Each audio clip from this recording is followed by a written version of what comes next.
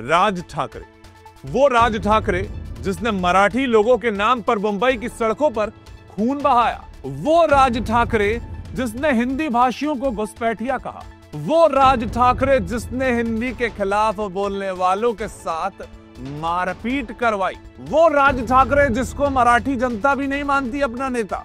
हिंदी से लड़ने वाले राज ठाकरे की राजनीति मराठी अस्मिता पर टिकी है, लेकिन वो असल में मराठियों का ही भरोसा खो चुके हैं। इस वीडियो में आज मराठी मानुष के ठेकेदार राज ठाकरे की असलियत दिखाऊंगा। ये बताऊंगा कि राज ठाकरे असल में कौन है, उनकी पार्टी का क्या हाल है, क्या सोच है, कितने मराठी उनके साथ हैं और ये वाकई मराठी अस्मिता की लड़ाई चल रही है या सिर्फ एक नेता राजनीति कर रहा है। मन से कार्यकर्ताओं ने अलग अलग बैंकों में जाकर मराठी भाषा के इस्तेमाल पर जोर दिया, लोगों को मराठी ना बोलने पर मारपीट तक की गई। लेकिन आप अब ये सोच रहे होंगे कि महाराष्ट्र में ये कोई मराठी और हिंदी की लड़ाई चल पड़ी है।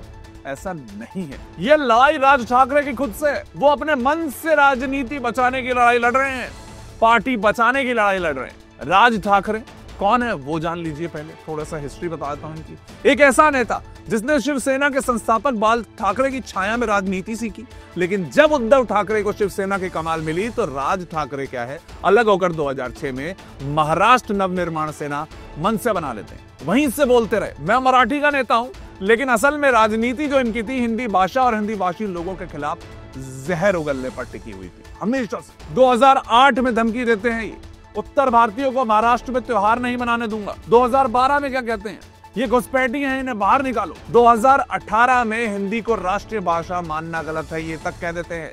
और 2024 में महाराष्ट्र में हिंदी सुनते ही दिक्कत शुरू हो जाती है। मतलब भाषा की लड़ाई में सबसे ज्यादा नफरत अगर किसी नेता ने फैलाई है तो वो है राज ठाकरे।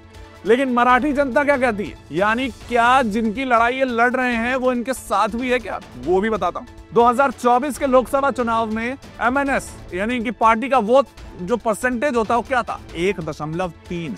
2024 में महाराष्ट्र की 48 सीटों में से MNS को कितनी सीटें मिली थी, 0।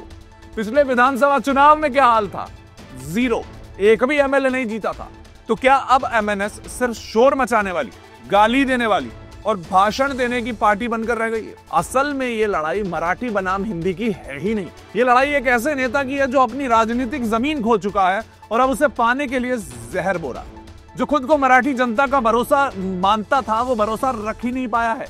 वो अब हिंदी भाषियों को दुश्मन बनाकर अपनी दुकान चला रहा है और इसी तरीके के आंदोलन चलाता हुआ आपको नजर आ रहा है। लेकिन सच्चाई ये है, महाराष्ट्र का भविष्य गाली गुंडागर्दी से नहीं, साथ मिलकर चलने से बनेगा। तो अगली बार जब कोई राज ठाकरे जैसा नेता हिंदी के खिलाफ जहर उगले तो ये याद रखना, जो खुद अपनी जमीन खो चुका हो वो दूसरों को क्या हटाएगा।